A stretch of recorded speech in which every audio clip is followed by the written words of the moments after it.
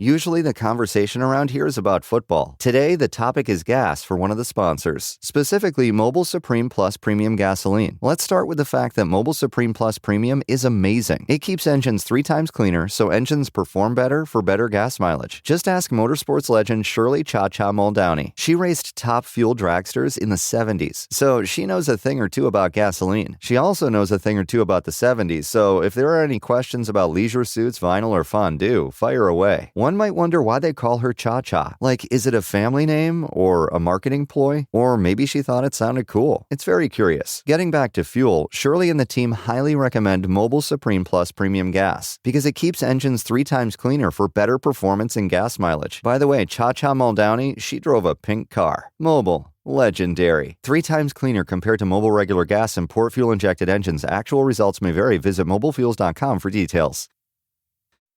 They say everything happens for a reason, but I suspect everything happens for a Reese's. Like this commercial break.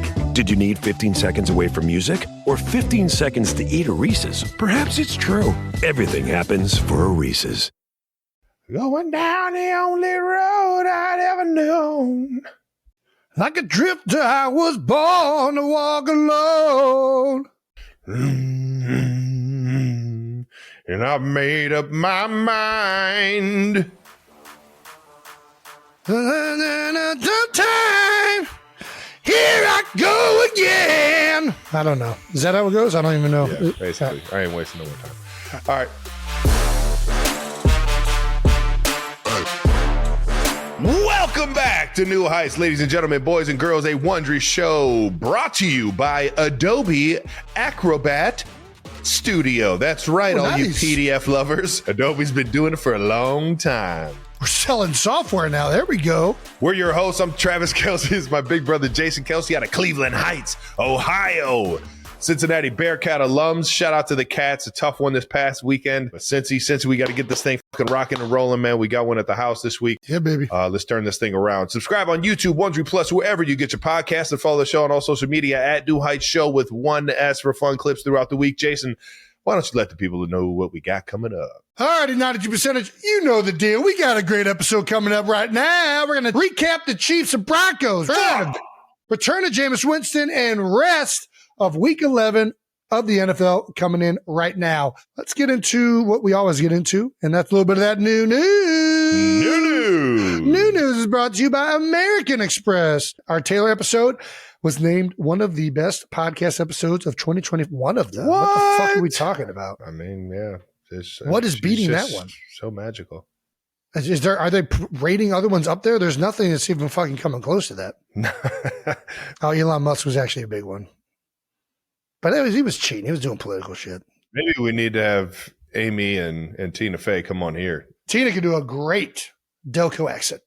Phenomenal Delco accent. Pretty sure she's got a few good accents in her back pocket. Thank you, Apple, for putting us up there for doing pretty much nothing and just having the most famous person in the world hop onto our show. If you haven't heard it, go check it out. If you've been living under a rock or something. Okay, we also got some more New Heights headed your way. That's right. This Friday, we are dropping a Heights Hotline Hot Takes bonus episode. Ooh. On Monday, we're also going to be dropping a guest conversation with Aaron Andrews and Carissa Thompson. That's right. Maybe 2 of the most demanded guests of all time. EA and Carissa are so much fun, man. You guys are going to love this. They are fantastically entertaining, knowledgeable, and charismatic. Again, if you are spending Thanksgiving in Philly and you're sick of your family, feel free to stop by the New Heights tailgate at the Linc on Black Friday. We're going to be having a New Heights tailgate in the parking lot. Reminder, we'll have food, merch giveaways, a photo booth, a DJ, games, a field goal competition. I don't like the field goal competition. I'm not stealing Pat McAfee's. We can do a better competition. We don't need the field goal competition. And it's free to enter. Just join us in Lot K starting at 11 a.m. I say a snapping competition. Yeah, we can figure out. I want to do one-on-one pass blocks. I've been trying to get ESPN to let me do it. Oh my gosh. I've been trying to let ESPN do it. And ESPN keeps giving me freaking pushback because it's like not safe. Whatever, ESPN, just sign a waiver. You can make this shit happen. I think we do the belly bumping. Brandon, show the clip of the belly bumping. The belly bumping? That's the kind of competition I want. And in Philly at a tailgate, this would be fucking electric. What's Brandon, the hit belly it. bumping? This is what I'm talking about. Belly bucking. I want a belly bucking competition at the New Heights tailgate. That's what I want. You're hilarious. This would be this. We got to get Bo Allen in town. Who else can we get into this thing? Who's got a big old gut? Golly, who else? Sponsored by Garage Beer. Look at that. Dude, I'm telling you, basically sumo wrestling, but you're only allowed to use your belly. And if you get pushed out of the circle, you're out. You will have to sign a waiver. Yeah. Make sure. Gosh, this is it electric. looks like the trick to this is to wear some tight fit jeans with a good strong belt. Look how he's grabbing his belt. It's fucking. Yeah, that's how you do it. I love that part of the competition is just showing people pouring beers and drinking. Yeah. That's how. Yeah, these two guys are going to bump bellies, but it's more just a reason to go get together and drink beer. How do you think they got those bellies, Jason? Drinking those damn beers. Dude, you drink too many beers and start belly bucking, you're going to start fucking puking all over each place. Sounds like we're going to do a belly bucking competition at the New Heights tailgate. As long as Brandon, are we amenable to that? Can we get a pretty good... yeah, sure. What's it called? A waiver? Waiver? Yeah, we'll contact the New Heights legal department and get that I'm waiver just saying, signed. Dunphy with the freaking Philly fanatic. Has his leg healed from the last time we injured him? I was about to say, the last time I did something with him, I almost tore his ACL. He's a year after. He should be about ready to go. Yeah. The reality is I only want to do this because I want to compete, okay? I wouldn't throw this out there just for 92 minutes. I'm joining. Hold on, just to recap. We're going to do belly bucking the day after Thanksgiving in the Linc. That's right. That's right. All right, done, solved. Good luck, Amazon, Wondery, and Philadelphia. Best of luck to you. I'll see you guys in Philly. Kylie responded to our announcement post. Ooh, Jason, take me. Okay, Kylie's coming to the tailgate too, it looks like. There we go. Kai's missing a little bit of the tailgating life. That's right. Kylie's going to compete in the bucket belly bucket. Can we confirm whether Princess Diana will be in attendance at the tailgate? Kai! Are you going to the tailgate? I mean, yeah, you're always invited. All right, she's in. Will the crowd be more pumped for Kylie or Jet Jake? I mean, Kylie. Are the intern and Jet Jake competing in the belly bucking? You're going to wear some tight jeans and a fucking tank top and start belly bucking, Jake? I'll do it. I'm in. Jake might medically be disqualified, I think. I've been cleared for belly bucking. I'm in. If you have a scar that goes right down your sternum, you're out of the belly bucking. It stops before the belly. We're good. I don't think I feel good I don't about think we this. need to do this. All right, it's fine. It's fine. That wraps up new news brought to you by American Express. Oh. All righty, let's talk about exactly where Travis wants to go with this conversation. Oh, yeah. Bold Topics. Let's to go, wrap up man. Week 11 in the NFL. Bold Topics is brought to you by KFC. All right, Chiefs 19, Broncos 22. I'll let you have the floor before we dive into anything else. Bunch of flags all over the place, whether it was, procedural penalties, which is the fucking most frustrating thing ever, or holding penalties, which some I'm here for, others I'm just like, what are we even doing? And it's obviously putting up touchdowns instead of field goals, man. It's frustrating because it's gotten to the point where we're 5-5. We're 500 going into the back end of the schedule here. Got 7 games left, and we basically got to run the table. And I haven't been in this situation in a long, long time, man. And it's even more frustrating knowing the kind of guys that we have, knowing the kind of talent that we have, knowing the type of coaches that we have. And everybody's got to just kind of look themselves in the mirror, man. You can't sit around pointing fingers about, whether it's, somebody missing a block here, somebody missing a catch here, somebody, play calls, whatever you go into mentally when you're frustrated, you got to kick that shit aside and you got to think about how you're going to fucking attack the day. And you got to put all the selfish shit, all the things that you want for yourself aside. And it's just got to be about this team, about the guy next to you. And you got to have fun doing it, man. And we got a hell of a team coming in. That's firing on all cylinders. That looks like they're getting after everybody in the run game and pass game. And we're going to have to put up fucking points to help our defense. Last week, we didn't do that. This week is, it's about time we put it together, man. We've seen what this train looks like when we're rocking and rolling. and we're having fun, and we need to just get back to playing Chiefs football, man. Yeah, I mean, well said. I do think that, it's frustrating where you guys are at. You're 5-5. 5 of those losses, though, are one-score games. There's like 1 or 2 plays a game, and you guys could easily still be at the top of the AFC. Yeah. Like, let me ask you this. This is what's crazy about the NFL. If this year's Chiefs team played last year's Chiefs team, who wins? I'm taking this year's. That's what I'm saying. I am too. Somehow you guys are better, but you're sitting at 5-5. You're just not you're not executing as well at the end of games, which is very uncharacteristic for Pat and what you guys have been, obviously, last year. It feels like it's all self-inflicting. And it feels like the answers are right there in front of us, and we just got to fucking do it. I hear you. It's frustrating to watch because I know how much you put into it and how much you guys as a team and how much Andy puts into it. And, well, there was one good thing that happened in the game, which is the Big Yeti set a record for the most touchdowns in organization history. He's now the triple crown holder for receivers in the Kansas City Chiefs organization. That's right. He has the most receptions, most yards, and now the most touchdowns for a receiver in the history of the Kansas City Chiefs. Well, most touchdowns across the board for any player. I know you always like to downplay this stuff. Trav, this is a huge accomplishment and a testament to the career you've had in Kansas City. And I don't want to hear you downplay this one bit. This is incredible. The Chiefs are a storied organization that has been around since the beginning of the AFL, the NFL, like all of it. They've been around forever.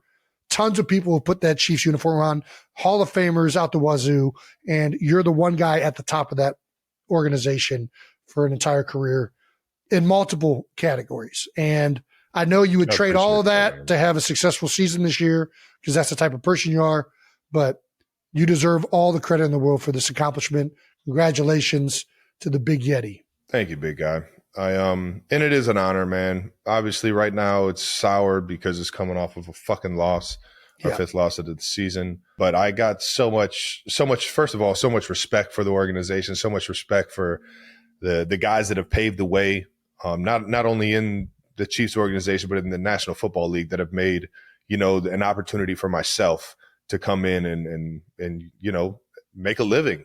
Live out my childhood dreams, man. And I think, shout out to Priest Holmes yet again. We talked about Priest on the show and how much we fucking loved him when we were kids watching the game. Obviously, Tony Gonzalez is a guy I still feel like I'm trying to fill his shoes, and what he's been able to do in the National Football League and in this Chiefs organization. And I just love coming into work, man. And, when you come into work with the right mindset and the right attitude, and you got a really good coach and a really good quarterback, and you stay long enough, they don't fire you for 13 years, man. You start to pile up some stats, man. And I'm just a product of my environment, and I love Kansas City for it. And let's go ahead and keep adding to that fucking that record, baby, and score some more touchdowns this year and try and get us into the playoffs, man. Currently, you guys are 5-5, 8th in the NFC. If it started today, everybody wants to get concerned and all these things, but I think Andy is always head on straight in these situations. We're not quite as negative as the outside world is. We know what we need to do to clean up, and the guys, they get it. Some of these guys have been through some pretty good seasons. It's not like this one is lost. So the answers are right in front of us. I said it. Their answers are right there. You turn on the film, you see what's going on, you see where your strengths are, where your weaknesses are, and you keep getting better. And the concern isn't with, do we have the guys? Yeah. The concern isn't, do we have the coaches? Do we have the guys? Do we have the right people in the building? I have all the faith that we got the guys that we need. We just need to turn it up a notch. The accountability, the details. I'm right here raising my hand saying I need to get my shit right. And that should be the mentality of everybody that steps in this fucking building. And there needs to be a sense of urgency to get that shit done and to be proficient with how you're getting it done. And I got a lot of faith in the guys in this building. I know I'm going to go to war for them, baby. I got a lot of faith in you guys as well, especially you. We just talked about this. Statistically, the Chiefs in 2025 are better than the 2024 Chiefs. 2024, 11th in EPA per play on offense, 15th in EPA per play on defense. 2025, 3rd in EPA on offense, 10th in EPA per play on defense. I don't know that means shit, but this is the one thing that I do think is showing the differences of the two seasons. 2024, 11-0 in one-score games. 2025, 0-5. I know that you're saying you got to pick it up throughout the rest of the game, right? Like it's not just about end-of-game scenarios. But when I think of the Chiefs, I do think about end of the game. I think about like you can't give the ball back to Pat Mahomes. And I think it's important. I think winning a lot of the times, I talk about this on Monday a little bit, winning is a skill and you get used to that. As someone who has had immense success in late game scenarios, what do you think is the mindset you need to have to be able to execute better in end of game scenarios? The team isn't getting it done right now, but I know from you, from Pat, from Andy, there's so many guys there, from Chris Jones, understand what the thought process is late in the games. And it feels like right now the whole team is just not executing as well as they need to. I think just getting guys acclimated into the mindset that you have in those late moment games. There's things that kill drives like that: penalties, sacks, and big time mistakes, right? Those are the three things you can't have in end of game scenarios, 2-minute drills. You try and preach not making those. We had all of them, not only on that drive, but the drive after that. It was a little bit of everything. It was just, for whatever reason, we just aren't in sync and in those moments. And I don't know if it's having all of the guys healthy in these moments. And it's not effort. I can promise you that. You turn the film on, it's not effort, man. It's just getting the details right and focusing in on the task at hand, the play call, where we're going offensive line wise in terms of blocking, and then receivers wise, there's a sense of urgency. We got to fucking get going. We got to run. We got to make sure that we're on time, knowing Pat's under duress. I feel like a lot of the times on the best teams I've been around, when you get into these crucial moments, communication gets heightened, and it gets heightened in a way that it like brings you back down to like just doing what you have to do. Like little things like, hey, it's going to be loud. We know it's going to be loud this drive. Lock in on the snap count. Make sure you're not offsides, right? Little things like you're saying with the receivers, like, hey, the moment you're breaking the huddle, you see guys communicating and saying like, hey, you can hit the timing of it. Like all these little communications between players, between the quarterback, like, hey, the end's jumping the play. Let's get a double count in here this next snap. Like all of that just gets heightened in these crucial moments. And I know you guys have been a part of it. There's the clips with you and Pat talking before the Buffalo Bills game and him just giving you the do it, Kels, right? There's a clip last year with the blocked field goal. You guys are losing the game. And these guys know they're going to go out and block the field goal, and they're talking about it on the bench before they go do it. The communication and great players in those crucial moments gets heightened. And that's something you guys have been so great at throughout your time with Andy and Pat and you and Chris and everybody over there. Everything you're saying is spot on, man. Tyreek Hill tweeted out, congrats to you. I didn't see this until right now. All right. Nice. Shout out to Cheetah. If Cheetah was here, he'd probably be the one celebrating the record. That's a very good point. He was having himself one in KC for a while. Shout out to the Cheetah. Get healthy, my man. DJ Cheetah. He's on the boards now, baby. He's finding, he's getting the every. I didn't know this. Is he good? Yeah. What kind of music? Like old school, not old school hip hop, but like our generation hip hop. 90s? Early 2000s? 2000s. I think it was 2000s hits. I forget the song. He posted it the other day of him transitioning from one song to the next and getting hyped that he finally made it sound decent. Nailed it. Shout out to the Cheetah. Cheetah, let me know where you're going to be at, man. I got to come see my dog. You just mentioned you got the Colts coming up. The Colts have been red hot. They've been demolishing teams. Come back down to earth a little bit the last couple of weeks, but still find a way to get it done. This is a big game. It's a huge game against a great football team. They're firing on all cylinders offensively. Defense is stout, communicate very well, play their gaps, play their fucking tails off. Yep. And obviously great D coordinator that we've faced a lot. A lot of familiarity. Lou Anarumo. Yep. Yeah. And got a lot of respect for him and every defense that he's been at the helm of, and we're going to have our hands full, man, but it's at Arrowhead and it's at noon, and I'm already getting fucking fired up for it, baby. Let's move on to the other side. Jason, Eagles 16, Lions 9. How about that, Trev? Man, two high-scoring offenses, too. A lot of talent on both offensive sides of the ball there. 25 points. Only 25 points, man. It's crazy. What are your thoughts on the game? Oh, my thoughts are the defense is playing unbelievable right now. Probably the best they've played since Vic Fangio has been here, the last 2 games against Green Bay. And now the Lions, who were coming off their best offensive performance of the season against the Commanders, they're playing so well right now. And it's at every single level of the defense. The defensive line is playing out of their minds. Jordan Davis and Jalen Carter were playing volleyball out there, batting down passes left and right. They had 5 batted passes. One of them ended up being a pick early that the Eagles ended up scoring off of. And I think that, the Lions, they like to do all this run and play action. They hit a lot of stuff over the middle of the ball by sucking those linebackers up. When they batting down those passes early, that clearly, I think, got them out of their rhythm. That makes you as a play caller, as a quarterback, that makes you think about the next time you're about to fucking either call that or throw that kind of pass. Yeah, guys are winning their one-on-one matches up front and pass plays as well. Jalen Phillips has been a huge addition. They got Nolan Smith and Brandon Graham and all these guys healthy. Outside of that, they got great depth. Their linebackers, Nakobe Dean, Zach Bond, and Jad Campbell are freaking playing out of their minds right now. Yeah. Nakobe Dean getting healthy has added another dynamic to this defense.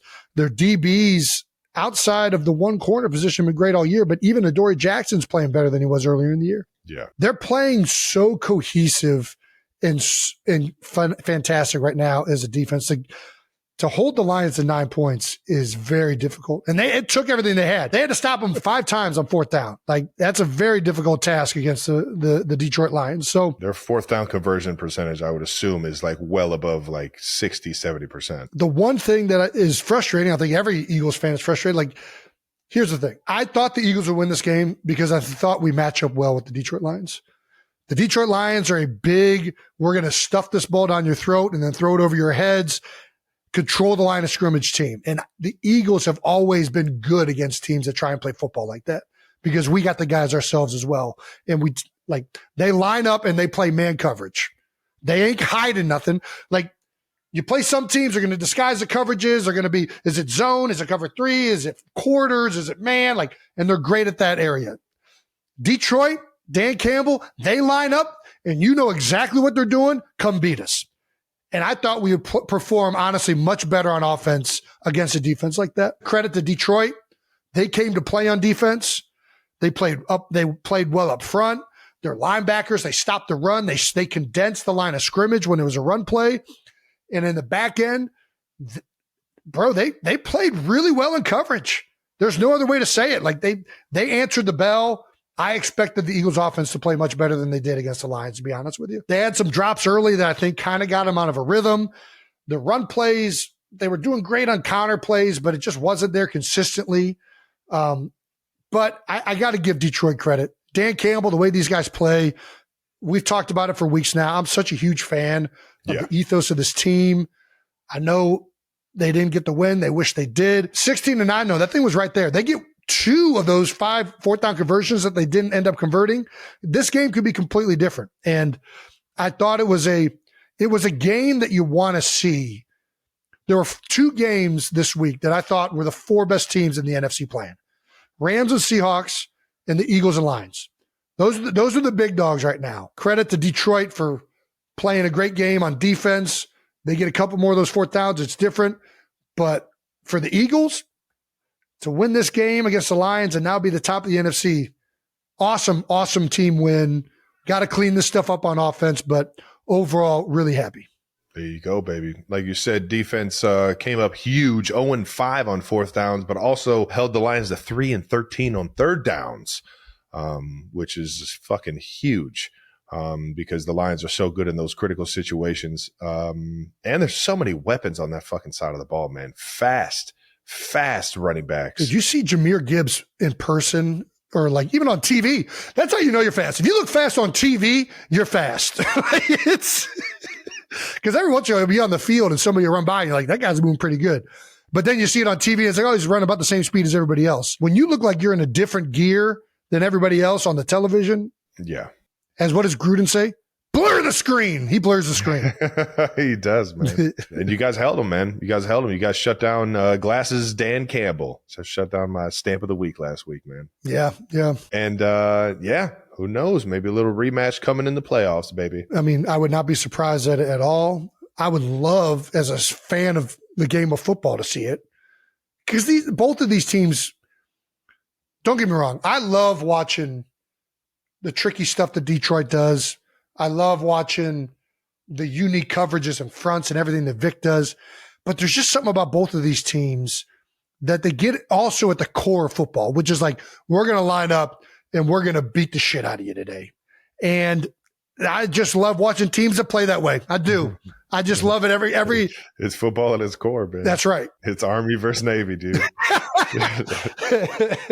Yeah, as an Eagles fan, what's your biggest concern right now with the Eagles? Well, I mean, Lane Johnson injury. I don't know how long he's going to be out. That's something that is like decimated this offense in years past. Whenever Lane's been out, it's been very detrimental. Positively, Fred Johnson has played well in his snaps. He's had to go in for Lane, but make no mistakes, they're going to miss Lane. Yeah. We got to find a way to get this offense going. I really thought they're playing man coverage. We execute so well when we play teams that try to run man coverage against us. We just saw it, and it did not work. We have to do things to figure this out. We have to get the ground game going. Everybody wants to talk about this year's offense versus last year's offense and previous offenses with Jalen Hurts. The number one difference is that we can't run the football. We're not running it at a consistent, successful rate. We had some big hits. We had a nice flip play to Saquon. We had some counter plays that hit. We have to be way better. We have to be demoralizing in the ground game, and they can be. They should be, and they're just not. And it's frustrating to watch. And like, if you look back at Nick Sirianni's entire existence in Philadelphia, the Eagles have been a top 5 to top 7 rushing team every year in the NFL. We are not there right now. And that's the biggest thing that makes throwing the ball so much freaking hard. You want to talk about Pat Mahomes? Brother, Pat had 45 pass attempts last week, or something like that. Yeah. What you got? You guys had like what? Kareem had 14 runs? I don't even know if he had that many. It is extremely hard in this league to be efficient on offense if you don't threaten the line of scrimmage. All the best offenses in the league do that well. Birds got the Cowboys this week in Dallas, where we've struggled at times. Dallas is, even when they weren't a very good football team, they found out a way to get our number in Dallas multiple times in my career. And they are a good football team right now. Make no mistake about it. Dude, their offense is loaded for bear. They're playing better and better every week. They are fucking motivated as hell because they've lost a member of their team in a very tragic way. And you could tell, man, these guys were fucking ready to go. Schottenheimer, man. And then defensively, Quinnen Williams, a big weakness of what Dallas has had really over the past 5 years has been the interior of that defense, the heart of the defense. They have not had great players across the board, right? Their linebackers have been dwindled from their times of having outstanding linebackers with Sean Lee, Van Der Esch before he started getting hurt. Now they Smith. got 2. Huh? Now they got a couple. They got 2. Now they got 2. But more importantly, their D tackles, which have not been, they've been guys, but they have lacked the Chris Joneses, the Fletcher Cox, the Jalen Carters, the Aaron Donalds, the Vita Veas. They haven't had that presence in there. They got it now with Quinnen Williams. Make no mistake about it. He is the real deal. Oh, yeah. So this is a big matchup for the Eagles in division. The Cowboys are going to be fired up for sure. Can't wait to watch this one this week. Did you hit the tables? Of course. Of course he hit the tables. But this is what I do. I always make the mistake of not talking to a host and making sure I got enough funds. I hit the craps tables and I was out of quick, and then I'm out of what I can burn at the ATM. It's really not a mistake. It's a good safeguard. No. That's the way to do it. It's a good safeguard from doing something really stupid. Either you go through the roof and win like 30 times more than what your ATM limit will allow you to take out, or you just walk away with your ATM limit. You know what I mean? That's it. I think that's the way I got to do, Vic. Dude, don't ever change that. Don't ever go. I can't go telling my bank ahead of time and having a line of credit. I got to stay away from it. I got to stay. When you know. I kind of wanted to, though. The hosts in Las Vegas. I purposely don't have any host number in my phone because I don't want to be able to contact them. Don't look them in the eyes. Leave their card on the table. Don't act like you accidentally left it there. I've used one a couple times before, but I'm very happy I was not ahead of schedule on this. Yeah, do not. Nice. That had to be fun. Where'd you stay? So we were at Resorts World. Ooh, Which dude, that was my first time there. It was nice. The High Limits is nice. Dude, they did a good job with that one. I've been to Vegas a bunch. It's the biggest of the fucking bunch, and it's just like it feels empty as hell at times. Yeah. But I'll tell you what, what is it over there? The Concords? Concords. Dude. Concords is a good one. That was where I was like, oh shit, okay. This place legit. Hilton's doing it right. I've only ever stayed at the Cosmopolitan and the Wynn. I've been to Vegas a bunch, but I've only ever stayed at those two places. Two great, solid. They're fantastic. Resorts World was great. The service was fantastic, and it was. You could tell it was newer. I don't know when it was built, but the Concords was real nice. Yeah, it's real nice. It's within. It's got to be 10 years now, but when I went, it was within like 5 years. Of it being built. All right, let's get to the rest of the NFL. We got a return of Jameis Winston, baby. Yeah, baby. Everybody's favorite quarterback. Oh, yeah. Dude, I love Jameis. The Dubs are coming back. Oh, yeah. And the pregame Proverbs fit pick, baby. The horse is prepared for battle, but the victory comes from the Lord. Hey, there we go. Little boy. Hell yeah, Jameis. He's the best. With the trench coat. Hey. Harlem Shake, hitting that Harlem shaking the fuck out that. Hey, get that dirt off your shoulders, player. Hey,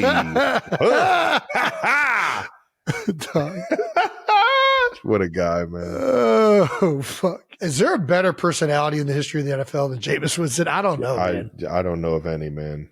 I don't know of any. I can't think of any. You might be the only one. You might be the closest second, dude. Greatest city in the world clip.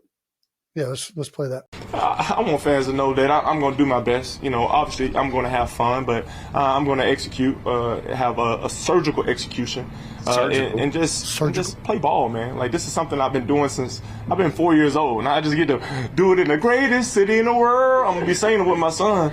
It's the greatest city in the world. That's a Hamilton reference, if y'all don't know. I didn't know, and I've seen Hamilton. Thank you for the education. Oh my God. Gosh, man, I can only imagine what it's actually like to be in the locker room with that guy every single day, man. Agree. It's got to be just the most exciting thing on the planet. The NFL is just better when Jameis is starting, man. It is what it is. I agree. Staying on the Giants, though, we had a deep, no dumb question from Cam Skattebo. All right, let's hear it. Do you turn your head to eat a taco, or do you turn the taco for you? Like, are you dominant to the taco, or does the taco, do you turn your head for the taco? It's about the dominance of the taco, though. Like, if you're turning the taco, you're dominating the taco. I don't know what he dominates more, linebackers or tacos. He also doesn't sound like he likes to keep what's in the taco. That's my thing. If it's a hard shell and you turn that thing sideways, you got to at least meet it halfway. You got to give it like a good 45 I agree. I'm kind of a double. Yeah, I got to get it in there. I'm a 3/4 taco eater, not overhand or submarine. What? I don't know. I'll dominate the taco by devouring the taco. Yeah. No matter which way I turn the taco, I'm still eating that motherfucker. Therefore, I am the dominant one. I'm going to chew hard as fuck so that taco knows who's boss. And who just got dominated. Yeah. What's your favorite kind of taco? My favorite taco, give me... you soft or hard shell? Hard shell. I love hard shell tacos, yeah. Hard shell taco, just a classic fucking ground up beef. I just love it, man. Just a simple lettuce, tomato, taco. You name it, yeah. Onions? Man, no onions. I know you're not an onions guy. I'm a guac guy. But do you like pico de gallo? Yeah, I can do pico.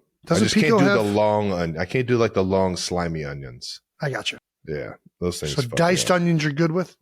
With pico, yeah. And the pico, I can do it. Yeah, dude, I'm a big corn tortilla. Guy. I am a big taco guy. I love tacos. Taco Tuesday. It's taco any day. Don't limit me to tacos. Don't you fucking even, yeah. I get tacos 5 days out of the week if I. I'll dominate them. I'll let them dominate me. I don't turn down any taco. This is nice. My favorite is Al Pastor for sure.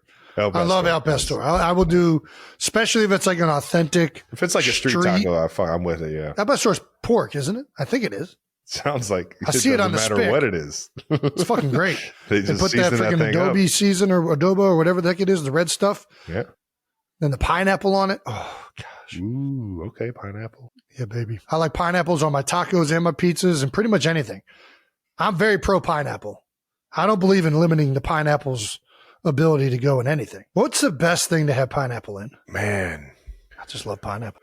yeah, I don't think there's a wrong answer to that. I'm trying to think of like a common thing you have pineapples with. Like there's like the pineapple like margarita or like the tropical drink that's in the pineapple.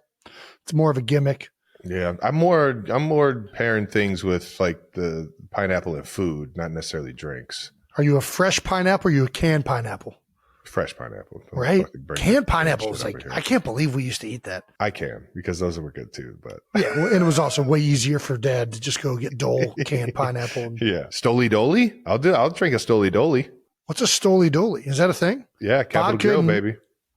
And they call it a Stoli Doli? Stoli Doli. It's pineapple juice and Stoli? Yep. Vodka aged in a big old barrel of pineapple.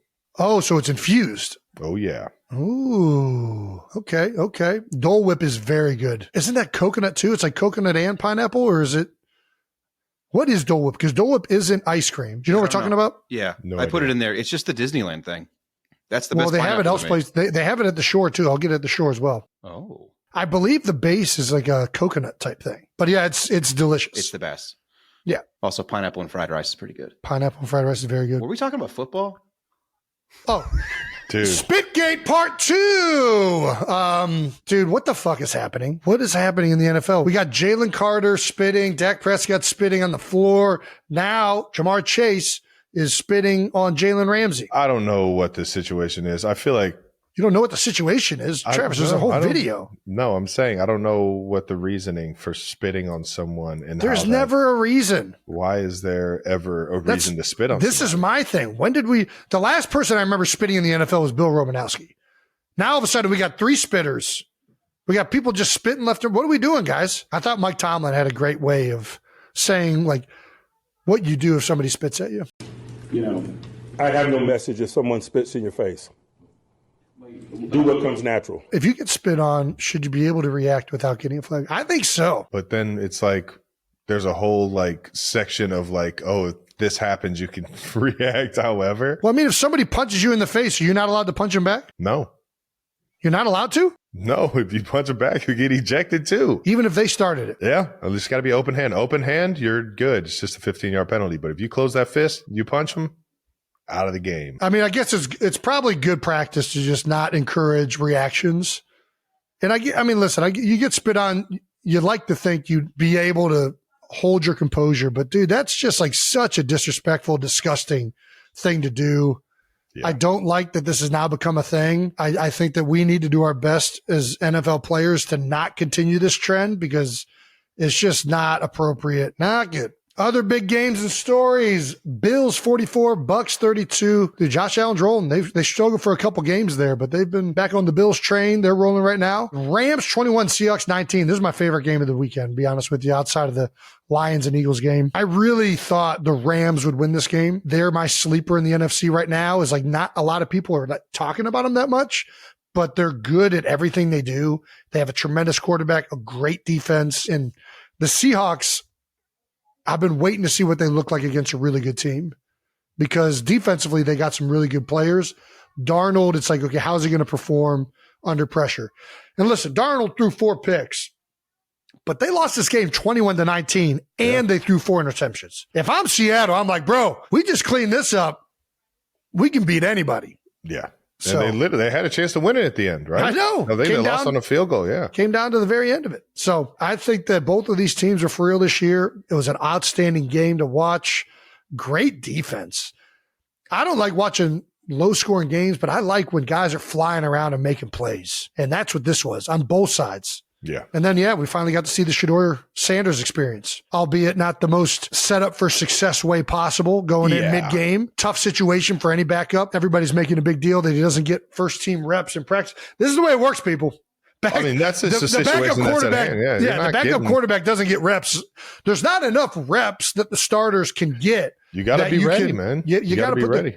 So that's part of the circumstances. But I think they've said that Gabriel's in the concussion protocol, and Sanders looks like he's going to play this week. So he's going to get a lot of reps this week, and we'll get to see what it really looks like this coming week with Shedeur Sanders. Let's fucking go. All right, that's it for Bold Topics, brought to you by KFC. All right, let's wrap this up with some Stamps of the Week, baby. Stamps of the Week brought to you by Audible. Yeah! I'm keeping my Stamp of the Week in the tight end world, as I typically do, baby. Always showing love to the TEs, and this is the biggest, baddest tight end in the National Football League, Darnell Washington.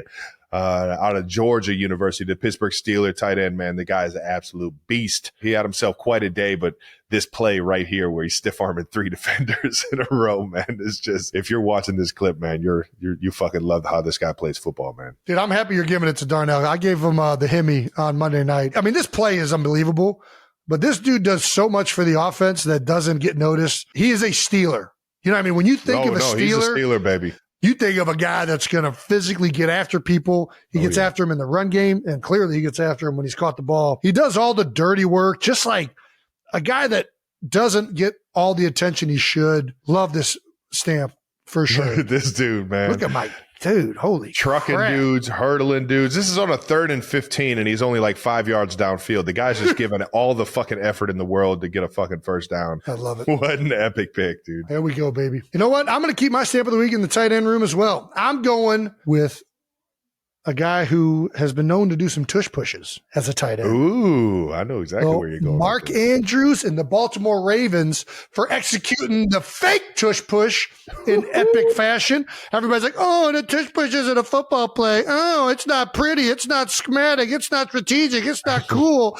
Well, check out my man, Mark Andrews. Little misdirection, opens the opposite way, swings out to the right side of the line and into the end zone. They fucking won the game on a fake tush push.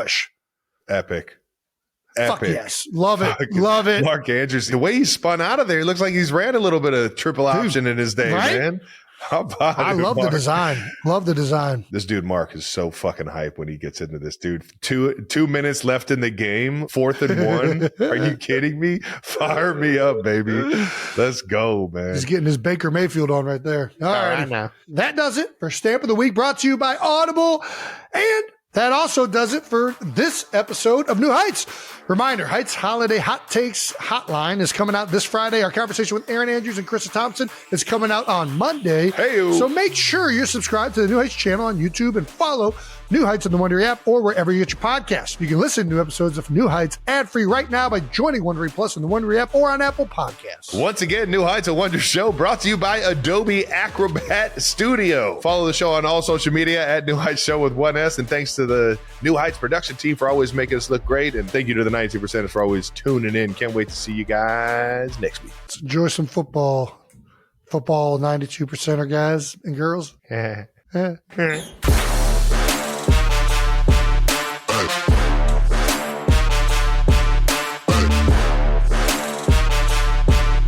You were looking sharp last night. It was something about like when they blacked out the stadium and they had the lights, the like phone lights going on behind you at like halftime. Yeah. That shit looked magical, man. Dude, it's a fun environment there in Vegas. They know how to do it. Who's the halftime? Nelly.